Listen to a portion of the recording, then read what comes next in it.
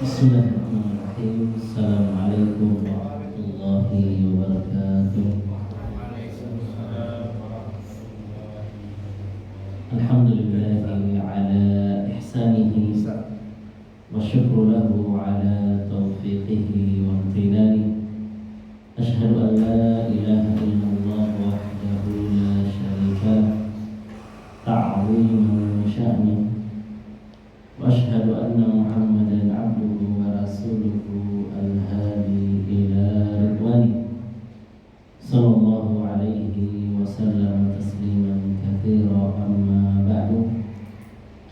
Allahumma ij'al jam'ana hadha jam'an maghfura wa tafarraqana min ba'dihi tafarraqan marhuma wa la taj'al minna wa la fina wa la ma'ana syaqiyan wa la mahmuma. Alhamdulillah, jemaah sekalian yang dirahmati Allah Subhanahu wa taala, pada malam hari ini dengan izin Allah Subhanahu wa taala kita kembali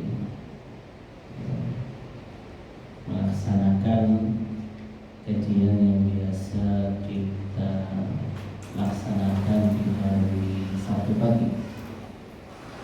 Alhamdulillah, pada malam hari ini kita pindah hari di hari Jumat. Tentunya kita berharap semoga semua yang telah kita upayakan itu dicatat oleh Allah Subhanahu wa taala sebagai amal saleh.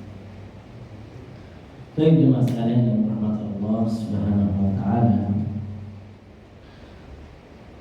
terakhir kemarin kita sampai di ayat 38, dan insyaallah pada kesempatan kali ini kita akan melanjutkan ke ayat berikutnya, yang dimana ayat ini merupakan ayat terakhir yang berbicara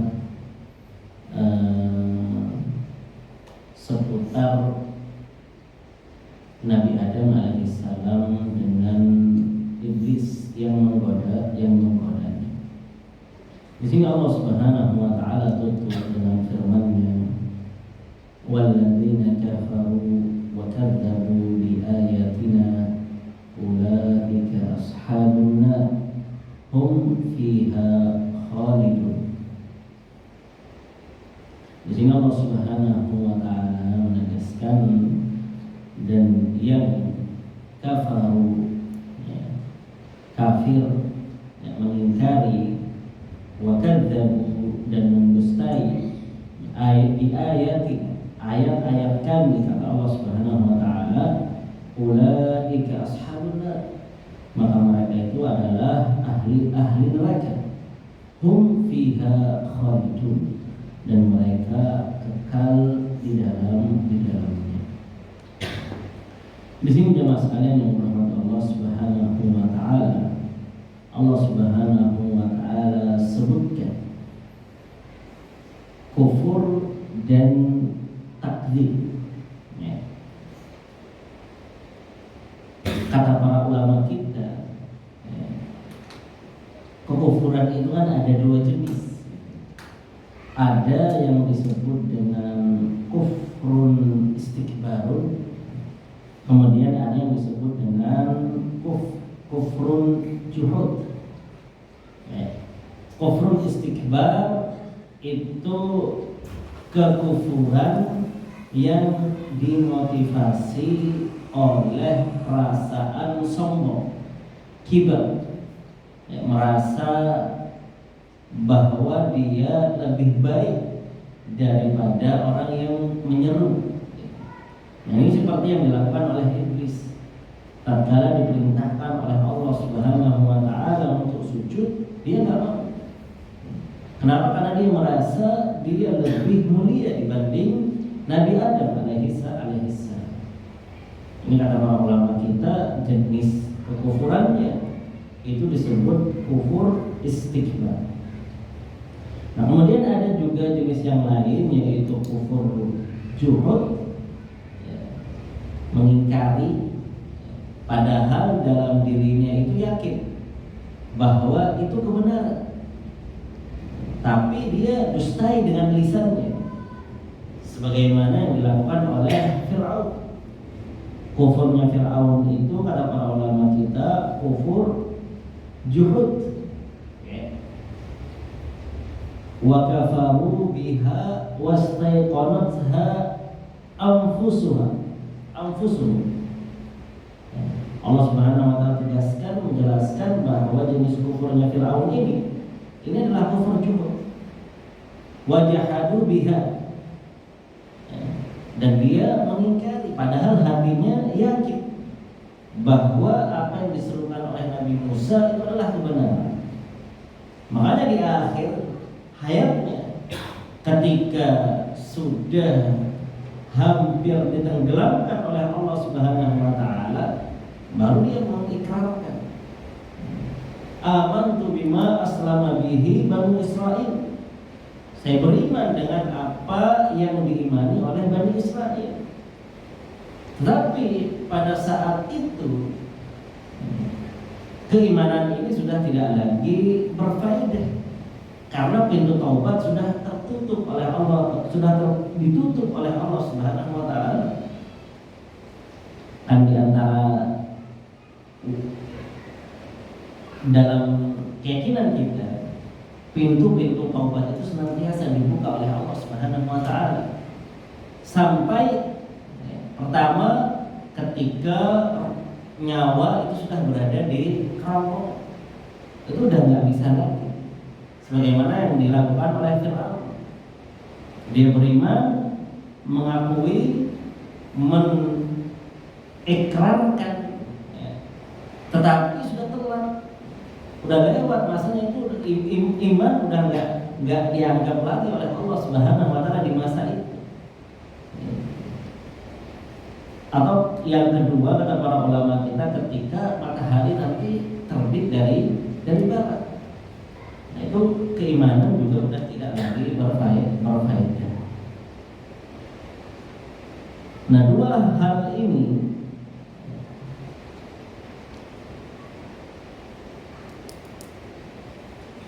mendustai dan mengingkari karena merasa dirinya lebih mulia dibanding orang yang mendakwahinya. Ini kata Syekh Ibnu Utsaimin rahimahullah taala, humal asasani lil kufr. Ini dua faktor inilah yang biasanya menyebabkan seseorang itu menjadi kafir dengan apa yang Allah Subhanahu wa taala perintahkan, yaitu tadi istikbar, kemudian juhud. Walladzina kafaru wa kadzdzabu bi ayatina, dengan ayat-ayat kami, kata Allah Subhanahu wa taala. Dan sudah sering kita sebutkan bahwa ayat-ayat Allah itu ada dua. Ada ayat-ayat kauniyah yang berupa penciptaan alam semesta, pergantian langit dan bumi, itu merupakan ayat-ayat Allah. Kan ayat itu artinya secara bahasa adalah tanda. Ayat itu artinya tanda. Ayat-ayat kauniyah, penciptaan gunung, pergantian siang dan matahari, kemudian adanya bintang, dan pokoknya ciptaan-ciptaan Allah Subhanahu wa taala, itu merupakan tanda akan keberadaan Allah dan kemaha besaran Allah Subhanahu wa taala. Nah, kemudian ada ayat-ayat syariah, yaitu wahyu-wahyu yang Allah Subhanahu wa taala turunkan kepada nabi-nabinya.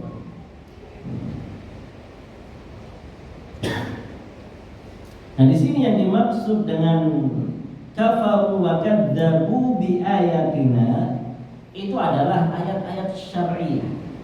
Karena kalau ayat-ayat kauniyah itu hampir seluruh makhluk itu mengakui.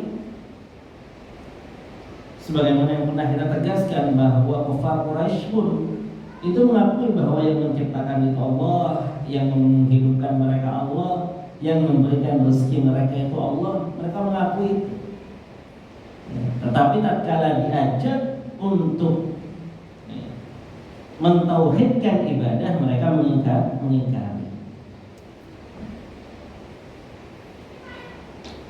Yang dimaksud dalam ayat ini, ayatina itu adalah ayat-ayat syariah Al-Quran. Walladzina kafaru, dan yang kufur serta mendustai ayat-ayat kami, kata Allah Subhanahu wa taala, yaitu ayat-ayat Al-Quran, ulaika ashabun nar, maka mereka itu adalah ahli neraka.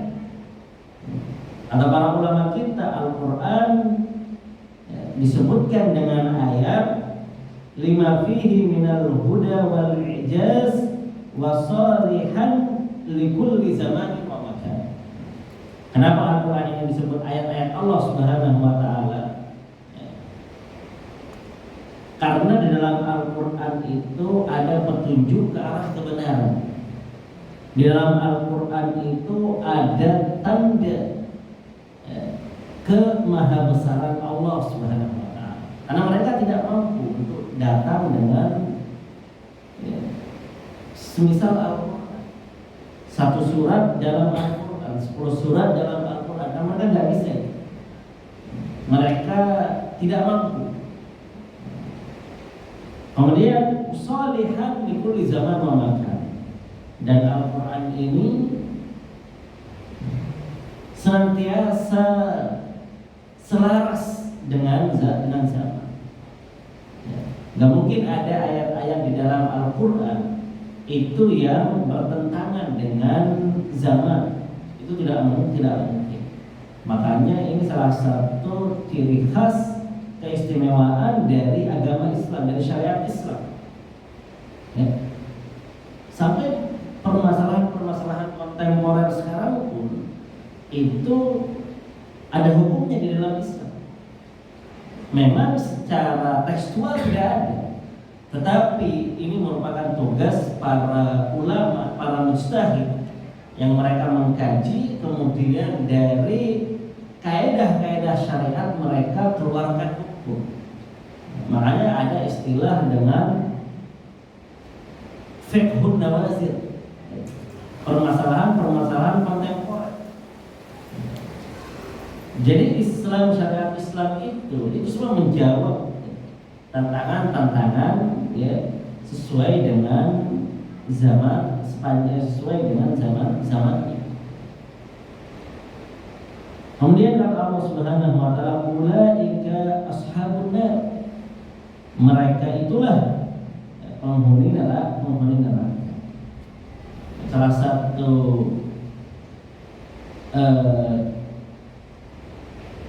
keindahan atau keunikan dari bahasa Arab, ada makna-makna yang susah untuk kita terjemahkan.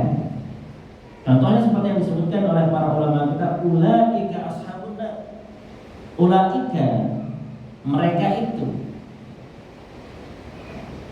Ini kalau dalam disiplin ilmu bahasa Arab, ini disebut dengan kata isyarat, kata tunjuk. Nah, di sini kata para ulama kita, ulama balaghah itu mengatakan bahwa di sini ada semacam penghinaan buat mereka itu ahli-ahli neraka. Dari mana? Dari mana kita bisa memahami itu? Kata para ulama balaghah ini, karena Allah Subhanahu wa taala menunjuk mereka dengan kata isyarat yang jauh. Ulaika. Kalau dekat itu haulai. Tetapi kalau jauh itu ulaika.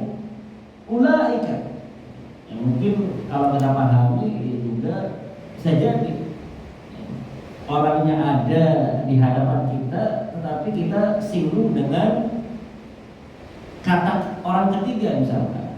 Nah itu tuh si fulan udah dinasihati, gak mau, tetap tidak mau melakukan yang dinasihatkan. Karena ada orangnya. Ini kan menunjuk, ini kan apa? Untuk ya paling tidak merendahkan lah gitu.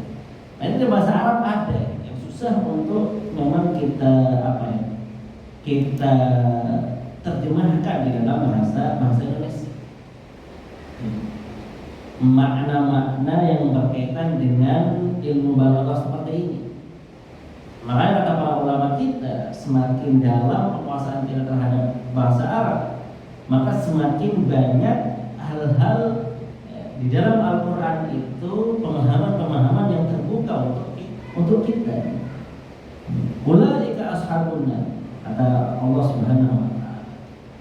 Diisyaratkan dengan kata tunjuk yang jauh untuk merendahkan, menghinakan mereka. Hum fiha khalidun, dan mereka kekal di dalam neraka. Ashabun nar, ahli nar, kata para ulama kita, itu hanya ditujukan kepada orang-orang kafir.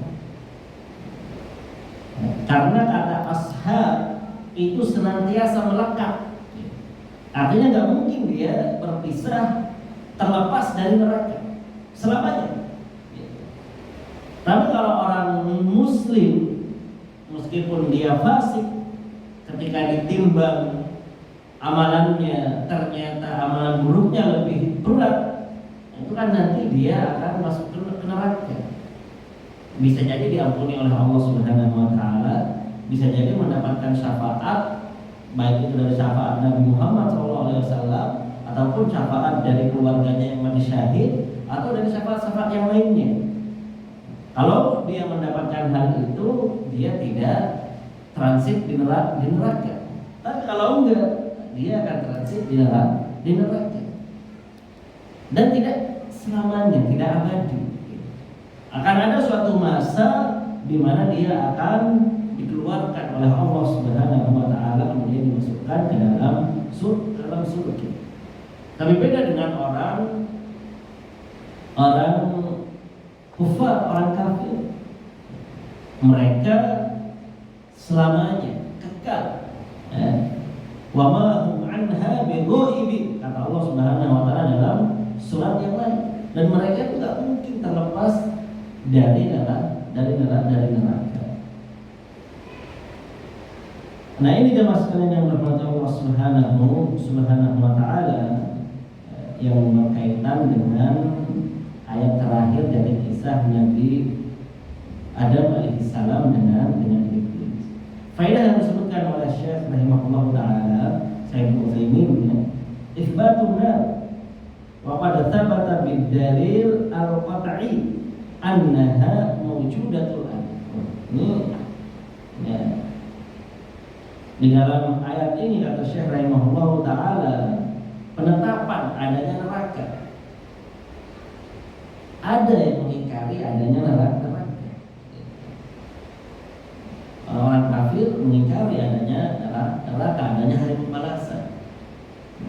Tapi kalau orang-orang yang menisbatkan dirinya kepada Islam, itu ada di antara mereka yang menganggap bahwa surga dan neraka itu hanya hayalan, gak hakiki.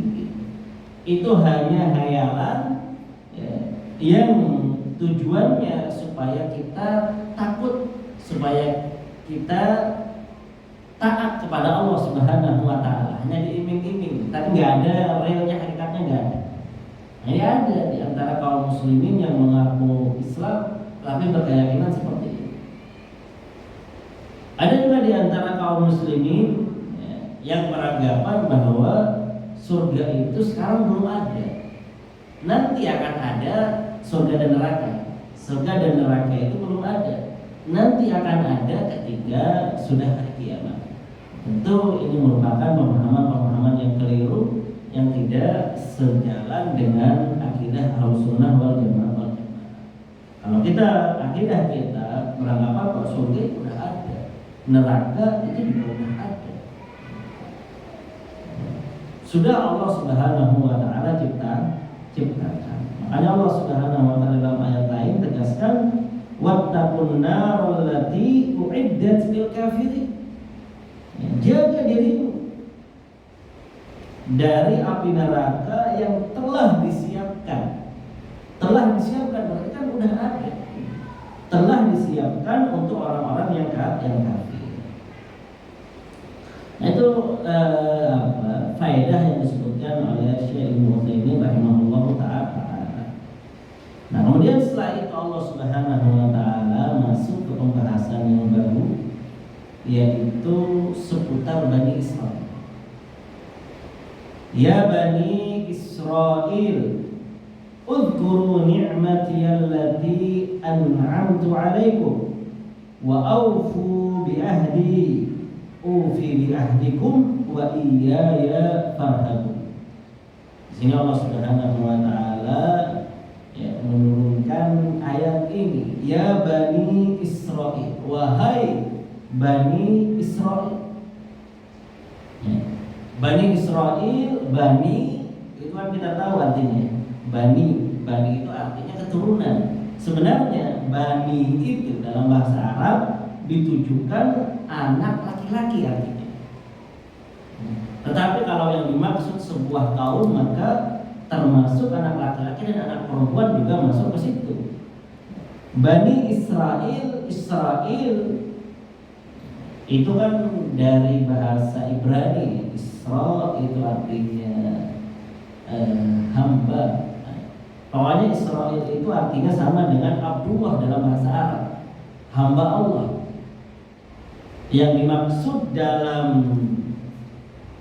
ayat ini, Bani Israil yang dimaksud di dalam Al-Quran itu adalah keturunan Nabiullah Yaqub alaihissalam. Ya, keturunan Nabiullah Yaqub alaihissalam. Karena para ulama kita, Nabi yang memiliki lebih dari satu nama itu hanya dua. Pertama, Nabi Muhammad SAW kan banyak namanya, Muhammad, Ahmad, Al-Aqib, Al-Hashir. Bahkan sebagian ulama ada yang mengatakan Yasin, Toha itu adalah nama-nama dari Nabi Muhammad SAW. Kemudian Nabi yang kedua itu Nabi Yaqub alaihissalam. Dia punya lebih dari satu nama, punya dua nama. Satu Yaqub, kemudian yang kedua adalah Israil. Di sini disebutkan oleh Allah Subhanahu wa taala, ya Bani Israil, wahai keturunan Nabi Yaqub alaihissalam.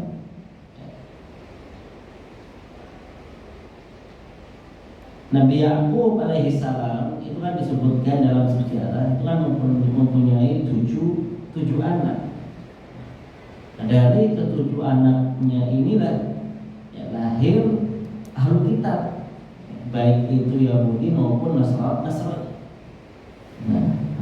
Dari ketujuh anak ini kan jalur keturunan dari Nabi Ibrahim, tapi lewat Nabi Ishaq alaihissalam. Kalau Arab, bangsa Arab itu keturunan Nabi Ibrahim tapi lewat jalur Nabi Ismail. Sebenarnya Ahlul Kitab Yahudi dan Nasrani dengan bangsa Arab itu sesepupuan berarti. Ya.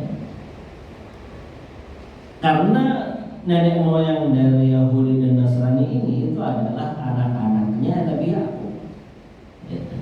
Anak-anaknya Nabi Yaqub. Nabi Yaqub ini adalah anak dari Nabi Ishaq. Kalau Arab, Bani Kinanah, nenek moyang mereka itu keturunan dari Nabi Ismail alaihissalam. Sepupuan. Ya Bani Israil, dzkuru ni'mati allati an'amtu 'alaikum. Di sini Allah Subhanahu wa taala berfirman, wahai Bani Israil, Bani Israil yang hidup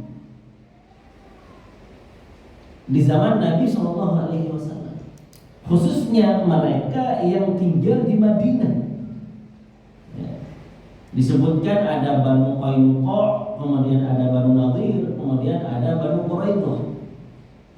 Ini Yahudi-Yahudi yang tinggal di Madinah ketika itu.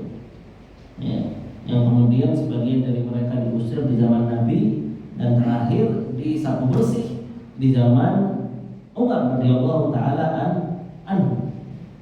Nah, yang menarik, kenapa kok bisa orang-orang Yahudi itu bisa tinggal di kota Madinah? Padahal kalau kita lihat nenek moyang mereka itu di Palestina ya. Karena kan sebelumnya mereka di Mesir. Bani Israel sebelumnya kan di Mesir, dijajah oleh Firaun. Dijajah oleh Firaun. Kemudian diselamatkan oleh Nabi Musa alaihissalam, diperintahkan oleh Allah Subhanahu wa taala untuk memasuki Ardul Muqaddasah, untuk memasuki tanah Palestina, Al-Quds. Tetapi mereka menolak, bahkan mereka itu udah hidup ditindas, bertahun-tahun ditindas gitu.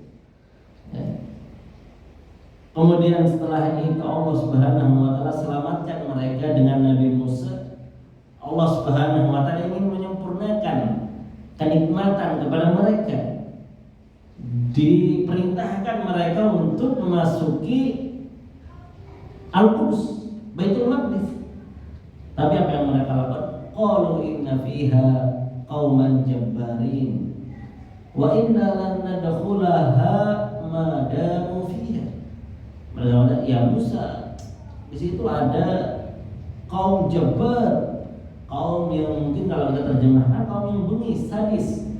Kami nggak mungkin masuk ke situ selama mereka masih ada. Di akhir mereka bilang apa? Idhab anta wa rabbuka faqatil. Ketika Nabi Musa menjelaskan, enggak, ini janji Allah Subhanahu wa taala kepada kita. Kita itu harus yakin dengan janji Allah. Ya seperti itulah ya. Allah Subhanahu wa taala, fa idza dakhaltumuhu fa innakum ghalibun. Janji Allah Subhanahu wa taala kepada mereka, Bani Israel, masuk aja, langkahkan kakimu masuk ke tanah itu. Gak usah mikir nanti pertempuran gimana, mereka lebih kuat, kami lemah. Gak usah dipikirkan itu, kata Allah Subhanahu wa taala kepada mereka. Tugas kamu itu hanya langkahkan kaki masuk ke tanah tersebut. Fa'innakum ghalibun, maka kalian akan menang, kata Allah Subhanahu wa taala. Tapi mereka subhanallah, ya, memang tabiat buruk, suudzon dengan janji-janji Allah Subhanahu wa taala. Mereka enggak mau. Bahkan di akhir mereka bilang, idhab anta wa rabbuka faqatila. Kalau kayak gitu, udah kamu aja yang Musa yang pergi masuk bersama Rabbmu, bersama Tuhanmu. Subhanallah. Nabi Musa mendoakan, ya, udah Nabi Musa menyerah, ya. Fafruq bainana wa bainal qaumidz zalimin. Udah ya Allah, udah. Allah enggak kuat lagi dengan mereka, kata Nabi Musa. Akhirnya kata Allah Subhanahu wa taala, yatihuna fil ard 40 sana. Dihukum oleh Allah Subhanahu wa taala, ya, di sebuah kawasan itu udah muter di situ, nggak bisa lepas mereka, kayak orang kebingungan, muter terus selama 40 tahun, sampai kemudian ada siapa itu pembesar Babilonia, ya, kemudian menindas mereka lagi, ya, ditindas lagi Bani Israel, ya, oleh Raja Babilonia, siapa namanya lupa. Baru setelah itu Allah Subhanahu wa taala selamatkan mereka dengan Yusha Dzun Nabi Yusha bin Dzun. Nah, itu kalau dalam terjemahan Latin Yohanes, Nabi Yohanes. Inilah yang membawa mereka masuk kepada tanah Palestina. Kemudian disitulah mereka kemudian sampai mereka mendapati kabar di di kitab Taurat mereka bahwa nanti akan ada nabi terakhir singgah di daerah yang dipenuhi dengan pohon kurma.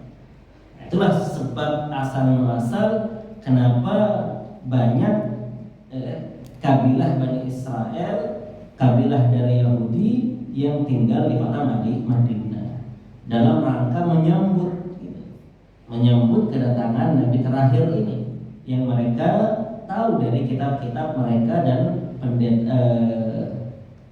ruhban, ya, ruhban mereka, rahib mereka.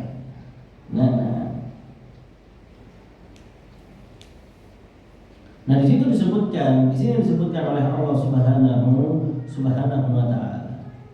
Ya Bani Israel, uzkuru ni'matiyallati an'amtu 'alaikum. Wahai Bani Israel,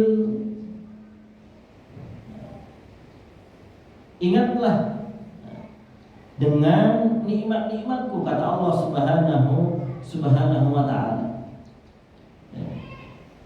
Kan Bani Israel ini banyak mendapatkan nikmat-nikmat Allah Subhanahu wa ta'ala, diselamatkan dari penindasan Fir'aun. Setelah mereka selamat, tadi nggak mau taat kepada perintah Allah untuk masuk ke Palestina. Kemudian ada juga tragedi Samiri, mereka menyembah anak sapi betina. Akhirnya Nabi Musa murka kepada mereka. Kemudian mereka taubat, Allah Subhanahu wa taala berikan taubat. Allah Subhanahu wa taala jadikan mereka mulukan. Setelah era itu Allah Subhanahu wa taala jadikan mereka sebagai raja-raja. Allah berikan manna wassalwa kepada mereka, makanan yang enak. Banyak sebenarnya nikmat-nikmat yang Allah Subhanahu wa taala khususkan kepada Bani Israel. Wa faddalnakum 'alal 'alamin. Allah Subhanahu wa taala mengakui itu. Dan kami, kata Allah Subhanahu wa taala, telah memberikan keistimewaan kepada kalian yang tidak diberikan kepada umat-umat yang lainnya. Wa aufu bi ahdi ufi bi ahdikum. Dan tepati janji kalian kepadaku, kata Allah Subhanahu wa taala. Ufi bi ahdikum, maka aku akan tepati apa yang aku janjikan kepada kalian. Tepati janji kalian kepadaku, kata Allah Subhanahu wa taala, maka aku akan tepati janjiku kepada kalian, kata Allah Subhanahu wa taala. Sebagaimana diterangkan di dalam surat Al-Maidah, wa laqad akhadallahu mitsaqa bani Israil wa ba'atsna minhum 12 naqiba wa qala Allahu inni ma'akum la in aqamtumus shalah wa ataitumuz zakah wa amantum bi rusuli. Salah satu janji yang Allah Subhanahu wa taala ambil kepada Bani Israel itu adalah wa amantum bi rusuli, dan kalian beriman kepada rasul-rasulku, kata Allah Subhanahu wa taala. Wa azzartumuhum, dan kalian bantu mereka. Kalau kalian tepati ini, kata Allah Subhanahu wa taala, maka aku akan tepati janjiku kepada kalian. Tapi faktanya mereka tidak tepati itu. Mereka mengingkari bahwa Nabi Muhammad ini adalah nabi terakhir. Dan pengingkaran mereka itu pun bisa kita katakan karena istikbar, ya. Karena merasa, kok dari bangsa Arab sih gitu, bukan dari bangsa kita. Bani Israel ini kan paling banyak nabi yang diutus oleh Allah Subhanahu wa taala. Kenapa nabi terakhir dari bangsa Arab? Akhirnya mereka tidak beriman. Sebagian dari orang-orang Yahudi itu memang ada yang beranggapan bahwa mereka mengakui bahwa Nabi Muhammad itu adalah nabi, tetapi khusus untuk bangsa Arab, gitu. Bukan untuk mereka. Nabi kami udah ada, Nabi Musa, Nabi Isa itu nabi kami, nabi untuk orang-orang Yahudi dan Nasrani. Adapun Nabi Muhammad itu nabi untuk bangsa Arab, makanya mereka tidak mengakui. Dan ini kata Rasulullah SAW ya, tidak benar. Karena salah, memang betul Yahudi itu agama untuk orang-orang Bani Israel. Nasrani itu pun sama, agama untuk mereka khusus. Tetapi Islam enggak. Islam itu rahmatan lil alamin. Bu'ithtu ilan nasi ajma'in.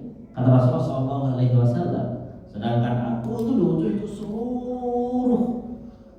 seluruh manusia. Bahwa orang-orang Yahudi itu merasa bahwa dia tidak ada semangat untuk mendakwahkan agama Yahudi, tidak ada semangat.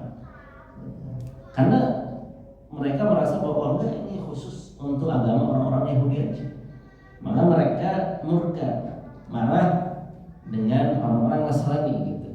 Karena orang-orang Nasrani masih menyebarkan agama Nasraninya gitu. Sedangkan orang Yahudi enggak. Maka mereka marah, itu gimana itu gitu. Agama Nasrani itu hanya untuk kalian, kenapa disebarkan gitu. Tirulah kami, katanya. Kami orang Yahudi berpegang teguh bahwa Nasrani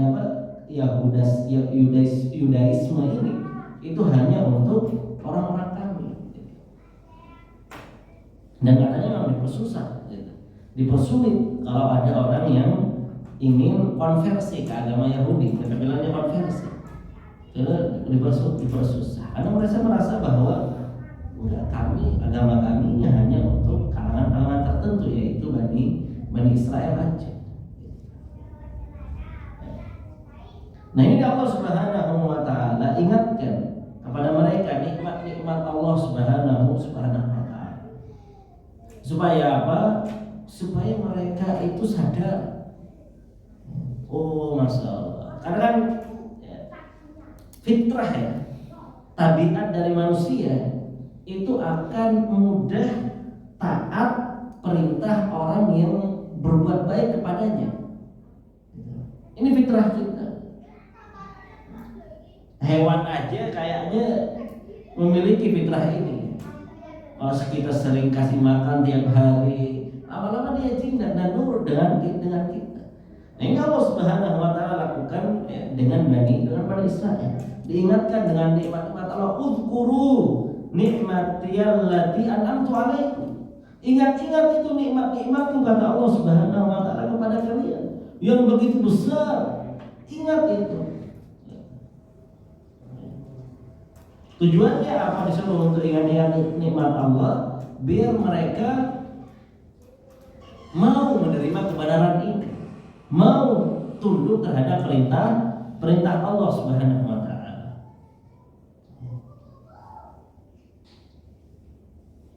Kemudian kata para ulama kita, ada juga sisi kelembutan Allah Subhanahu wa taala kepada mereka di ayat ini, yang lain maksudnya, yaitu panggilan dengan ya Bani Israel, dipanggil dengan nama kakek mereka, orang soleh gitu, nabi.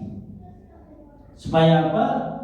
Supaya lebih, kita ini keturunan Nabi Yakub, kita ini keturunan orang soleh, masa gak malu membangkang terhadap perintah Allah. Jadi di situ kata para ulama kita ada igra ya. Ditarik hatinya dengan dipanggil dengan nama kakek mereka yang tentunya merupakan seorang nabi, orang soleh. Ufi bi ahdi, aufu bi ahdi, ufi bi ahdikum wa iyaya farhabun. Dan hanya kepada ulah kata Allah Subhanahu wa taala ya, kalian takut. Takut khasyah ya.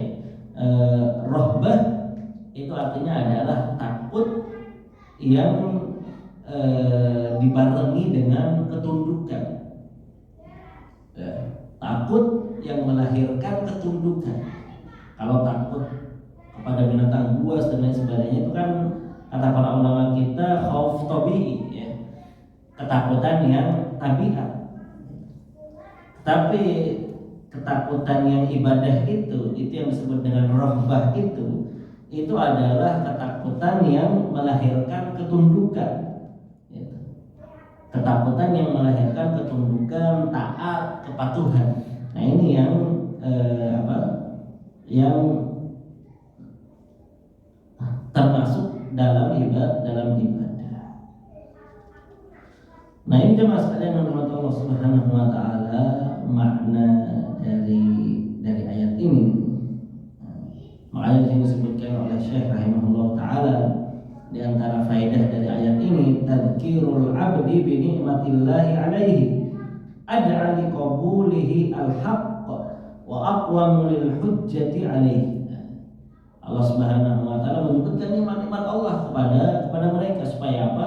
Supaya mereka itu lebih mau untuk menerima kebenaran itu dan lebih mau untuk mentaati perintah yang Allah Subhanahu wa taala perintahkan kepada mereka. Dan jemaah sekalian yang dirahmati Allah Subhanahu wa taala, beberapa hal yang bisa kita sampaikan pada malam hari ini mungkin kita cukupkan dan insyaallah kita akan lanjutkan di pertemuan berikutnya dengan izin Allah Subhanahu wa taala. Semoga apa yang kita sampaikan bermanfaat dan Allah Subhanahu wa taala senantiasa memberikan kemudahan bagi kita untuk menuntut ilmu-ilmu yang bermanfaat, dan kemudian kita tidak lupa juga untuk memohon diberikan kemudahan dalam mengamalkan ilmu yang telah Allah Subhanahu wa taala perintahkan yang telah Allah Subhanahu wa taala ajarkan kepada kita. Kita cukupkan ya, kita tutup dengan doa kafaratul majelis. Subhanallahumma wa bihamdika asyhadu an la ilaha illa anta astaghfiruka wa atubu ilaik. Assalamualaikum warahmatullahi wabarakatuh.